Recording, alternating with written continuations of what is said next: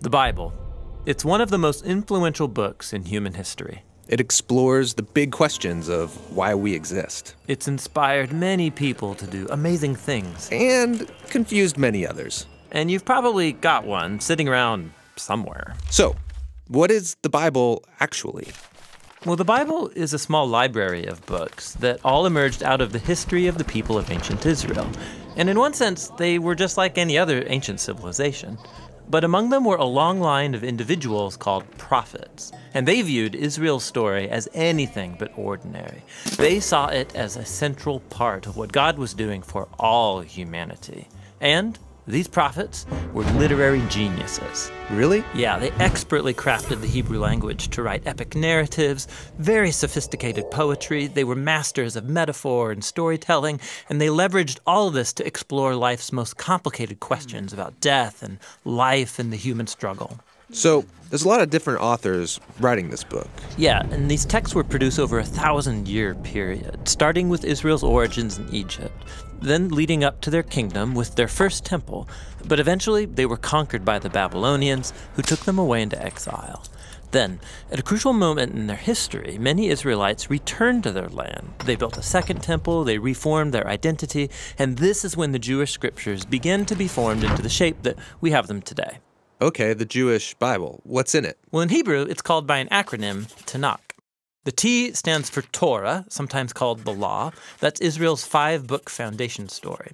The N stands for Nevi'im, the Hebrew word for prophets. And this section consists of the historical books that tell Israel's story from the prophet's point of view. Then you get the poetic books of the prophets themselves.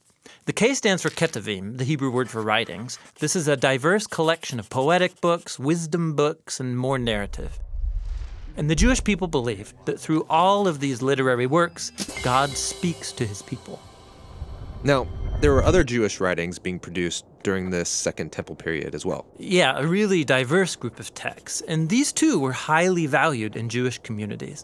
And there was debate from ancient times about whether or not some of these should be considered part of their scriptures. So, this is a lot of different writings over a long period of time. Why did they put them all together like this? Well, altogether, these texts tell an epic story about how God is working through these people to bring order and beauty out of the chaos of our world.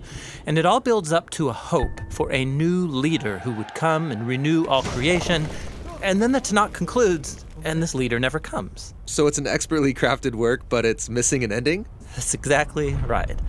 Now, a few centuries later, a Jewish prophet comes onto the scene named Jesus of Nazareth. He claimed he was carrying the Tanakh story forward. Yeah, so Jesus did a bunch of cool stuff, was killed, but his followers claimed he was alive from the dead. Yeah, they said that Jesus was that long-awaited leader who would restore the world. And so his earliest followers, called apostles, they composed new literary works about the story of Jesus. They called these Good News, or the Gospel. They formed an account called Acts about the spread of the Jesus movement outside of Israel. And then they circulated letters to different Jesus communities all around the ancient world. And they saw these writings as part of the scripture. Yeah, the apostles wrote all of this as the fulfillment of that epic story found in the Tanakh. And they were continuing the literary genius of the Jewish tradition.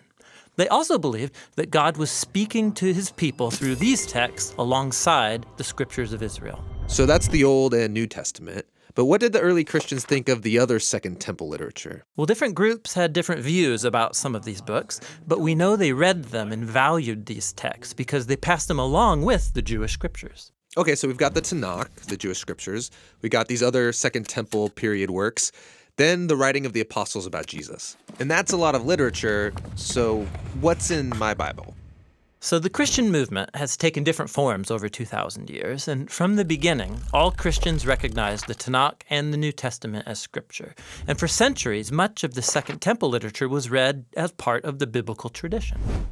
The Catholic Church eventually made it official and called some of the books from this collection the deuterocanonical books.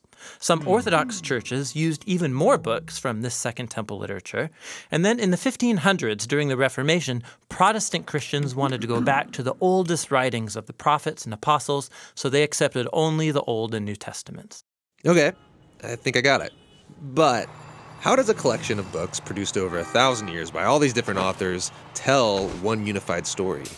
Yeah, that's the question we'll address in our next video.